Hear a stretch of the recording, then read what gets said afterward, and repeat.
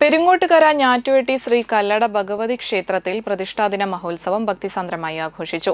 മഹാഗണപതി ഹവനം, വിശേഷാൽ പൂജകൾ, കലശപൂജ, കലശാഭിഷേകം, പ്രസാദവൂട്ട് എന്നിവ നടന്നു. ക്ഷേത്രം തന്ത്രി പ്രകാശൻ ചടങ്ങുകൾക്ക് മുഖ്യ കാർമ്മികത്വം വഹിച്ചു. ക്ഷേത്രം ഭാരവാഹികളായ president NV Rajendran, secretary NS Sugathan, ഖജാൻജി NI രാധാകൃഷ്ണൻ എന്നിവർ നേതൃത്വം നൽകി.